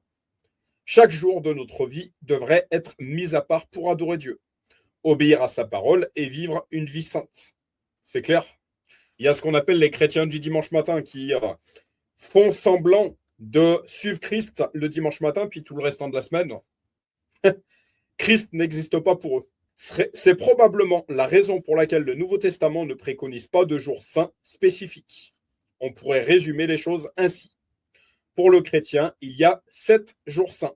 Le dimanche, le lundi, le mardi, le mercredi, le jeudi, le vendredi et le samedi. C'est-à-dire tous les jours. Que ce livre de vie ne s'éloigne pas de toi. Tu en parleras tout le temps et tout le temps. Voilà. Est-ce que ça suscite quelque chose chez vous? Je vous en prie. Ma chérie. Par rapport à la prière que j'ai faite tout à l'heure, je suis tout à fait d'accord. Parce qu'en fait, ne serait-ce que d'avoir le souffle de vie tous les jours, c'est un jour à part qu'on doit utiliser au mieux Parce qu'est-ce que demain on en aura un? À chaque jour suffit sa peine. Ça, c'est sûr. Pascal, je t'en prie. Moi, je suis d'accord avec toi quand tu dis que tous les jours doivent être des jours saints. En fait, je suis tout à fait d'accord avec toi. Et il y a quand même un jour où on doit rendre un culte à Dieu. Enfin, dans l'Ancien Testament, en tous les cas, pour les Juifs, et pas que dans l'Ancien Testament, c'est toujours en vigueur pour eux. Il y a un jour particulier, c'est le jour du sabbat. Tout à Donc, du fait. vendredi soir au samedi soir. Et c'est le jour où ils font rien, c'est un jour de fête. Enfin, rien, ils font aucun travail. Et rendre un culte à Dieu. Donc, ils vont à la synagogue, ils font leur culte. Hein, voilà. Et nous, dans les jours qui sont dits saints, euh, dans le monde chrétien, en tous les cas, il y a les jours, si on se réfère aux écrits de Paul, lui, où il dit, observez le sabbat, continuez d'observer le sabbat. Et nous, on a choisi, avec notre génération, là, en tous les cas, le dimanche. Mais le dimanche, pour moi, c'est un gros dilemme. En fait, est-ce que c'est le samedi ou est-ce que c'est le dimanche? Le dimanche, c'est la tradition chrétienne catholique. Parce que Christ est ressuscité le dimanche. Bon, alors on dit c'est le jour du Seigneur. Mais Jésus lui-même dit, le salut vient des Juifs. C'est Jésus qui le dit. Paul le dit aussi. Donc quel jour on doit sanctifier en priorité? Le samedi ou le dimanche? D'autre part, Christelle parlait que Christ avait fait les choses par étapes.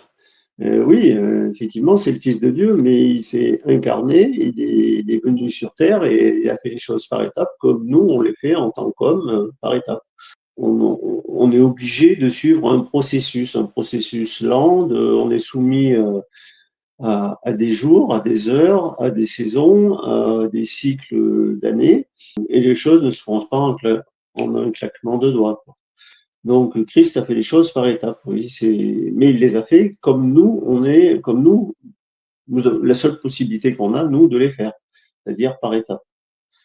On est obligé d'abord de grandir, de naître d'abord, de grandir, d'être en gestation, de naître, de grandir et d'accomplir des choses. Voilà. Et c'est long. Voilà. Pour les jours, oui, en fait, on parle de la fête de Pâques, mais la fête de Pâques pour les Juifs, c'était 3 fêtes qui s'appelaient Pâques, mais c'était la fête de Pâques, c'était la fête des pains sans levain, et après, c'était la fête des prémices, les prémices des premiers fruits. Les prémices d'orge, où c'est décrit, je crois que c'est dans Deutéronome, où l'Éternel dit à Moïse, ce sera pour vous de saintes convocations. Donc les 3 groupes de fêtes, que ce soit Pâques, après que ce soit Pentecôte, ou que ce soit les dernières fêtes, trompette, expiation, et puis j'ai oublié Soukhot. Hein. Ces 3 groupes de fêtes sont de saintes convocations pour les Juifs. Donc sainte convocation, ça veut dire que il n'y a pas moyen d'y échapper, quoi. Hein. Et c'est un rendez-vous. D'ailleurs, il dit que ce sont des rendez-vous fixes, à date fixe chaque année. Donc, il faut s'y rendre et il faut se préparer pour ça, quoi. Et les premières fêtes, Christ les a accomplies pour nous, puisque Pâques, la fête de Pâques, c'est la fête de l'agneau, qui marque quand le peuple était en Égypte. Le jour du passage de l'ange de la mort, ils ont donc sacrifié un agneau, ils ont mis le sang sur les linteaux des portes, et l'ange de la mort n'est pas passé sur leur maison. Et le lendemain, ils sont partis à la hâte, ils ont fait des pains sans levain.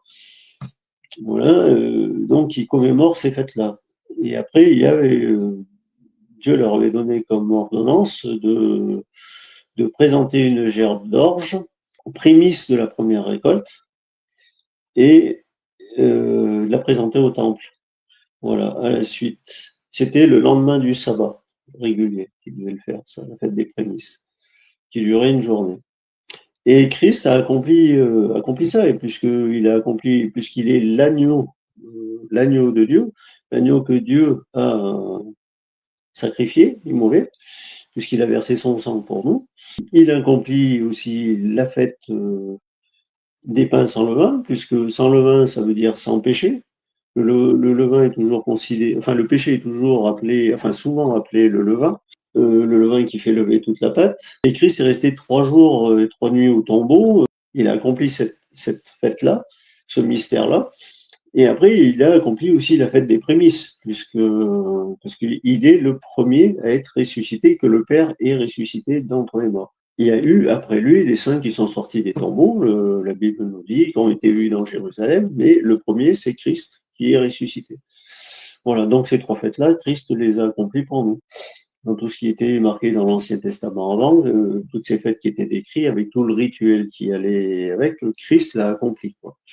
Les Écritures sont d'une richesse incroyable et infinie. Ça me plaît beaucoup, voilà, parce que j'apprends toujours plein de choses, il y a toujours plein de choses nouvelles, plein d'aspects de ces choses-là qui sont nouvelles pour moi, quoi. J'étais très désireux d'entendre ce que Christelle avait à dire au sujet de ces jours-là. Voilà. Amen. Mon mot, enfin ma partie que j'aimerais t'apporter pour te répondre, mon point de vue, Pascal, par rapport à ça, il ne s'agit que de mon point de vue, en fait. Pour les saintes convocations, je te dirais qu'effectivement, ça met clairement en lumière la nécessité de la communauté. Et là, je te remercie d'appuyer sur ce point. C'est en tout cas ce que ça m'a montré. Concernant le sabbat, alors moi, j'ai un ami qui est adventiste, Manu, ma chérie. Le culte, c'est le samedi. Ça commence le vendredi soir, ils font le repas, je sais plus comment ça porte des noms hébreux, hein, tout ça là. Ça commence le soir entre les 2 soirs. Et moi, c'était une expression que je butais là-dessus. Je disais le soir entre les 2 soirs, ça veut rien dire. Je comprends pas si c'est le soir du vendredi entre le soir du samedi. Et en fait, c'est une personne qui est juive qui me dit non, c'est très simple. Le soir entre les 2 soirs, c'est entre l'aube et le crépuscule. Enfin, entre le crépuscule et la nuit noire. C'est le moment où commence le sabbat. Voilà.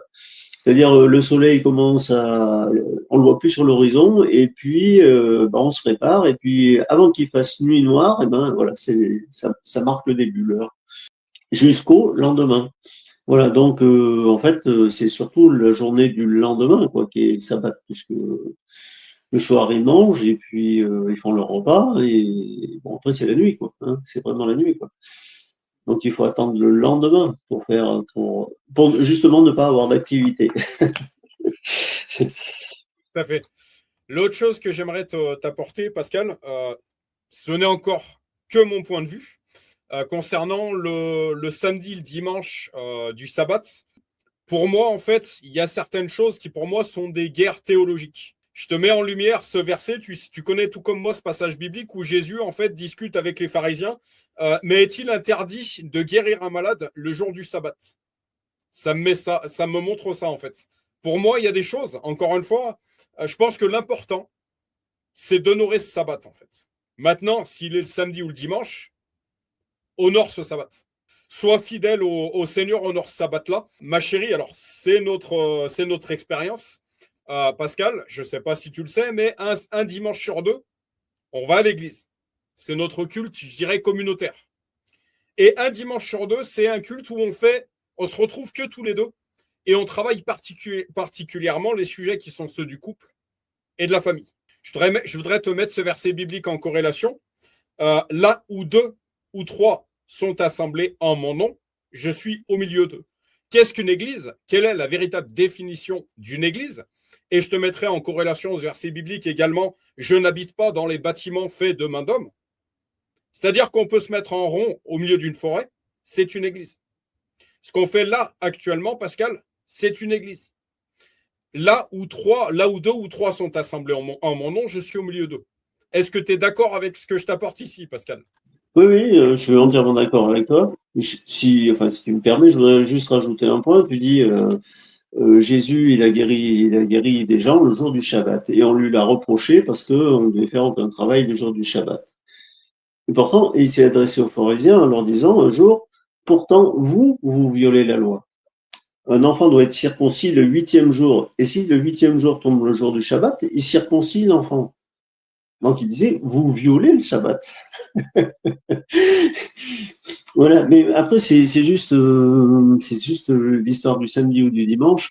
Voilà, c'est qu'à un moment, l'esprit m'a mis ça devant moi. en me disant, qu'est-ce que tu fais, quoi? C'est le samedi ou c'est le dimanche? Réfléchis. Voilà. Et bon, pour l'heure, c'est pour ça que je suis content de le partager avec vous. Pour l'heure, je ne sais pas. Voilà. Est-ce que je dois suivre le dimanche comme je faisais avant quand j'étais chez les catholiques, ou maintenant que je suis revenu à l'évangile tel que Paul l'a prêché et non pas celui de Constantin, est-ce que je dois suivre le jour du Shabbat plutôt pour me reposer et sanctifier le Seigneur? Bon, sachant que tous les cultes sont le dimanche, donc je fais les deux. Enfin, je fais le week-end, quoi. Christelle va nous apporter son point de vue à elle. Je t'en prie, ma chérie. Moi, c'est une question que je m'étais posée, une interrogation que je m'étais posée il y a un moment de ça. C'était pourquoi est-ce que nous, on fait le culte le dimanche alors qu'il est très bien écrit dans la Bible. Je le rappelle, le peuple élu de Dieu est le peuple juif. Voilà. Dieu a demandé aux Juifs d'effectuer le sabbat le samedi. Donc ça, c'est bien dans la loi, enfin non, pas dans la loi, mais dans les commandements de Dieu. Et moi, je me posais toujours la question, mais pourquoi nous, c'est le dimanche et puis on parle du sabbat le samedi dans la Bible. En fait, si on veut vraiment suivre la Bible, il faudrait en fait qu'on pratique la religion, enfin la religion, le judaïsme tout simplement, parce que c'est le christianisme qui a mis voilà le sabbat le dimanche, parce que alors je viens de poser la question. Ni Jésus ni les apôtres n'ont jamais changé le sabbat du samedi au dimanche, donc ça a toujours été le samedi. C'est le dimanche est devenu le jour de repos et de culte pour le christianisme dominant. Donc en fait, ce sont des règles du christianisme, du catholicisme, quoi, finalement. Notamment à travers l'Église catholique qui s'arroge le droit de primer sur les Écritures. Donc en fait, le catholicisme, c'est quand même grave là ce qui est écrit, qui s'arroge le droit de primer sur les Écritures. Les Écritures, c'est ce qui prime, c'est ce qui vaut, c'est ce qu'on doit suivre, ce sont les commandements, c'est la parole de Dieu. Et bien là, en fait, il est clairement dit que l'Église catholique s'est autorisée à dévier des Écritures, à faire une entorse à l'Écriture, donc à la parole de Dieu, en mettant le jour du sabbat, enfin en supprimant le sabbat, parce que sabbat, ça veut dire samedi dans le judaïsme, sabbat, pourquoi sabbat samedi, voilà. Et donc en mettant le jour de culte le dimanche, voilà. Donc finalement, ce qu'on fait en faisant le culte le dimanche, c'est absolument pas ce qui est dans les Écritures et c'est absolument pas le commandement de Dieu. Si on suit bien ça, si on veut vraiment être à cheval sur la parole, sur l'Écriture, on devrait faire les cultes, nous, évangélistes, et non pas catholiques. Là encore, c'est il y a religion, malheureusement, rien en fait à ça. Mais en fait, on devrait le faire samedi et non pas le dimanche. Je vous fais une courte lecture également de mon côté qui va certainement répondre à la question. Moi, je dirais que vraiment, encore une fois, il ne faut pas rentrer dans certaines guerres théologiques, mais Dieu sonde à l'intention du cœur. Moi, c'est ce que je vous répondrai en tout cas. Les chrétiens doivent-ils observer le sabbat? Il est souvent proféré que Dieu institua le sabbat en Éden à cause de la corrélation entre le sabbat et Exode 20:11. Même si le repos de Dieu, le 7e jour, Genèse 2:3, préfigurait la future loi du sabbat, il n'y a pas de mention du sabbat avant que les enfants d'Israël ne sortent du pays d'Égypte. Nulle part dans les Écritures ne trouve-t-on d'allusion qu'un sabbat ne fut observé entre Adam et Moïse. La parole de Dieu explicite clairement que l'observance du sabbat fut un signe particulier entre Dieu et Israël. Moïse monta vers Dieu, le Seigneur l'appela de la montagne en disant : tu diras ceci à la maison de Jacob et tu transmettras cet enseignement aux fils d'Israël. Vous avez vu vous-même ce que j'ai fait à l'Égypte, comme je vous ai porté sur des ailes d'aigle et vous ai fait arriver jusqu'à moi. Et maintenant, si vous entendez ma voix et gardez mon alliance, vous serez ma part personnelle parmi tous les peuples, puisque c'est à moi qu'appartient toute la terre. Voir Exode 19, 3-5. Les fils d'Israël garderont le sabbat pour faire du sabbat d'âge en âge une alliance perpétuelle. Pour toujours entre les fils d'Israël et moi, il est le signe Qu'en 6 jours, le Seigneur a fait le ciel et la terre, mais que le 7e jour, il a chômé et repris son souffle. Exode 31, 16 et 17. Dans Deutéronome 5, Moïse proclama à nouveau les 10 commandements à la prochaine génération d'Israélites. Ici, après avoir donné le commandement d'observer le sabbat au verset 12 à 14, Moïse en donne la raison. Pourquoi le sabbat fut donné à la nation d'Israël. Tu te souviendras qu'au pays d'Égypte, tu étais esclave et que le Seigneur ton Dieu t'a fait sortir de là d'une main forte et le bras étendu. C'est pourquoi le Seigneur ton Dieu t'a ordonné de pratiquer le jour du sabbat. Donc là, ça explique la nécessité de respecter ce sabbat, mais la suite est intéressante. Remarquez l'expression, c'est pourquoi. L'intention de Dieu en instituant le sabbat n'était pas le souvenir de la création, mais bien le souvenir de l'esclavage en Égypte et la délivrance du Seigneur. Prenez bien note des exigences du sabbat. Une personne astreinte à la loi du sabbat ne pouvait quitter sa maison le jour du sabbat. Exode 16, 29. Elle ne pouvait pas faire un feu. Exode 35, 3. Et elle ne pouvait contraindre quiconque à travailler. Deutéronome 5, 14. Une personne qui enfreignait la loi du sabbat était condamnée à mort. Exode 31, 15. Nombre 15, 32 à 35. Un examen des passages du Nouveau Testament nous montre 4 points importants. 1. Quand Jésus apparaît dans son corps ressuscité et que le jour est mentionné, il s'agit toujours du premier jour de la semaine. Voir Matthieu 28, 1, 9, 10, Marc 16, 9, Luc 24, 1, 13 et 15, Jean 20, 19 et 26. 2. La seule fois que le sabbat est mentionné d'Actes à Apocalypse, c'est dans le but d'évangéliser les Juifs et le cadre est une synagogue. Encore une fois, ma chérie, l'importance de la communauté. Actes chapitre 13 et 18. Paul écrivit « J'ai été avec les Juifs comme un Juif pour gagner les Juifs. » 1 Corinthiens 9, 20. Paul n'est pas allé à la synagogue pour être en communion avec et édifier les saints, mais pour condamner et sauver les perdus. 3. Quand Paul déclare désormais « c'est aux païens que j'irai » Actes 18, 6, le sabbat n'est plus jamais mentionné. Et 4. Au lieu de suggérer l'observance du sabbat, le reste du Nouveau Testament laisse supposer le contraire, y compris la seule exception au point 3, ci-dessus, trouvé dans Colossiens 2,16.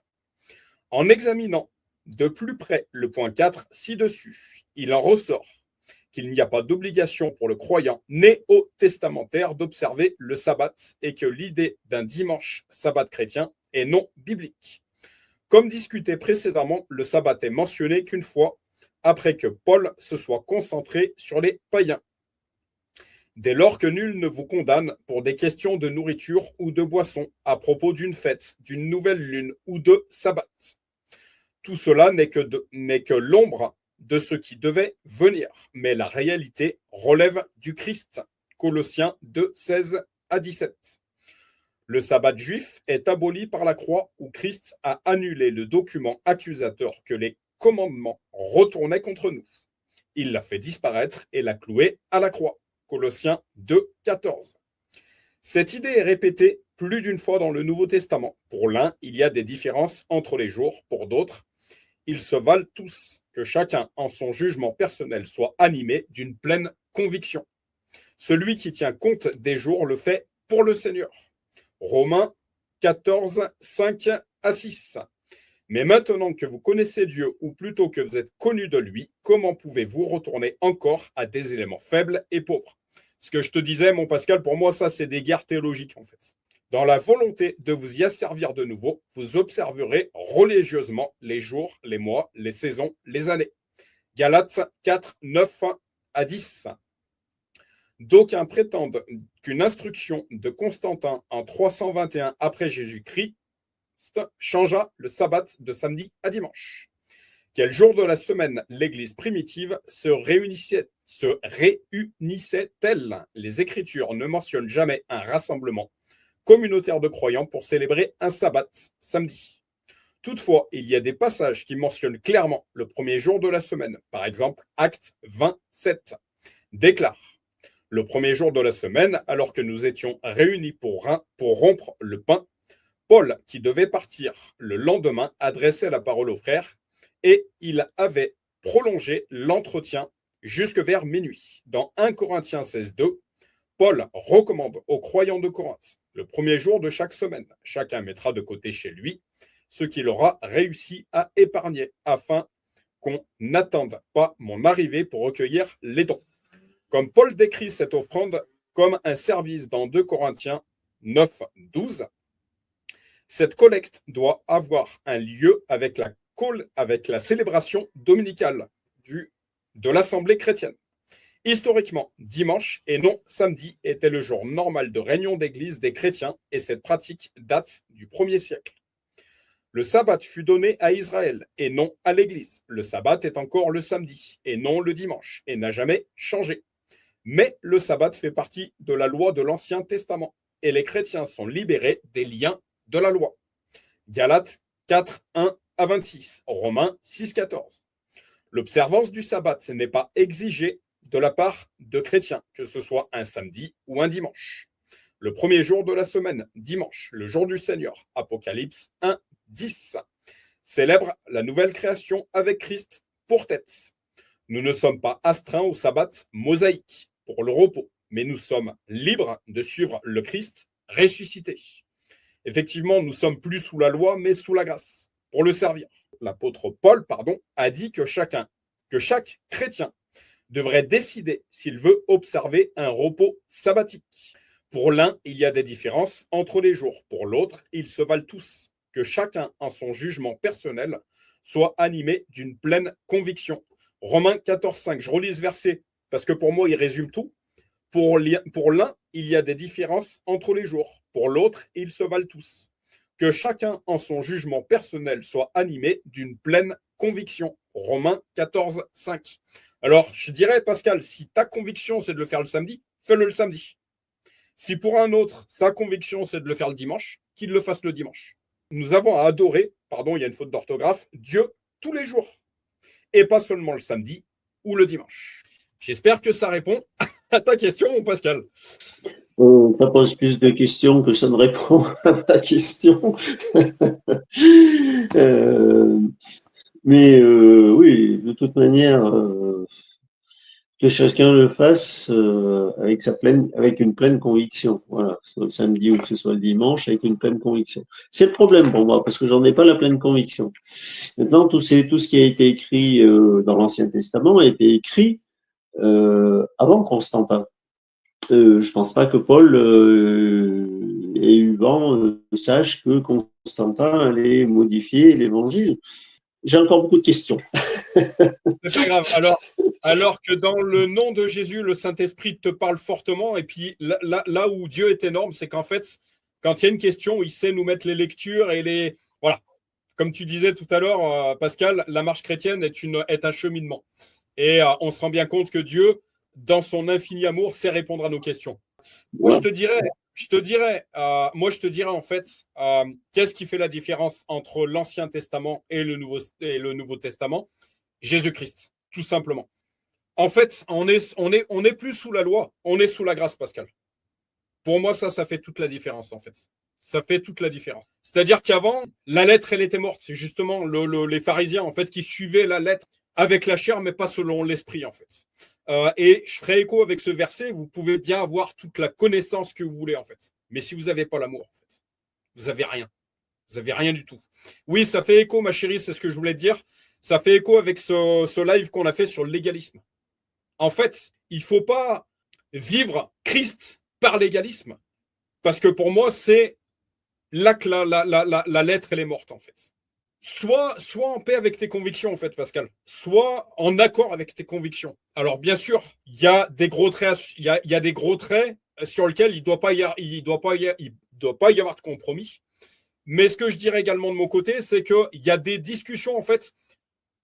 Pourquoi certains chrétiens sont divisés, en fait, on se rend malheureusement compte que, comme j'aime dire, je suis pas un chrétien d'étiquette, en fait.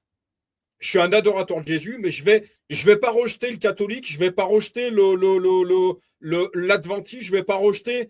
Il y a certaines doctrines, c'est des hérésies. Mais ce que je dirais, en fait, c'est garde étiquette. ces guerres théologiques, je ne vais pas rentrer dedans, en fait. Parce que pour moi, ça fait le jeu de l'adversaire. C'est ce qui divise, en fait, y compris chez les chrétiens. Et je ne vais pas rentrer là-dedans. Ça fait complètement écho avec ce verset, en fait, qui parle de l'aliment, qui parle de tout ça, en fait. Que les gens fassent les choses selon leur âme et conscience, justement. Voilà ce que je dirais de mon côté. Méchant cheminement, moi aussi. Je prétends pas avoir la vérité sur tout. Voilà ce que je te dirais en tout cas de mon côté, Pascal, au jour de ma chérie. Après, moi, je suis d'accord que en fait, on doit être dans la présence de Dieu tous les jours, ça c'est clair. Amen. D'honorer un culte une journée dans la semaine, ça c'est clair aussi. Je suis tout à fait d'accord avec toi de dire qu'il ne faut pas rentrer dans des guerres d'étiquette. Ça c'est clair aussi. Maintenant, il y a des commandements qui ont été donnés également. C'est sûr que c'est pas évident de se positionner parce que même si on n'est pas juif, hein, enfin, toi mon chéri, t'es pas juif, Pascal, tu n'es pas juif, moi je ne suis pas juive, on ne baigne pas dans le judaïsme, mais pourtant quelque part le judaïsme, il a un impact dans notre vie cultuelle puisque nous sommes chrétiens. Puisque nous suivons les enseignements de Dieu et puisque nous avons Jésus, le Saint-Esprit en nous, Jésus était juif. Donc on a quand même, je dirais, ce questionnement qui n'est pas évident.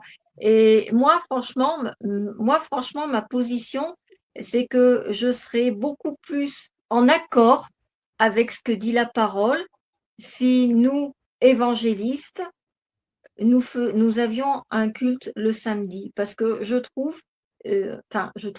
pas que je trouve, c'est que c'est la parole qui le dit. Je Voilà. te laisse prier, ma chérie. Oui. Vas-y. Eh bien, Seigneur, je te remercie de nous avoir permis un bel échange sur diverses choses, notamment sur la Semaine Sainte, sur le sabbat, sur d'autres choses. Après oui, le principal, c'est qu'on te fasse honneur et qu'on te fasse honneur tous les jours. Ça, c'est clair. Maintenant, chacun voit en son âme et conscience, en fait, ce qui lui correspond le plus. Ceci dit, Seigneur Jésus-Christ, ayons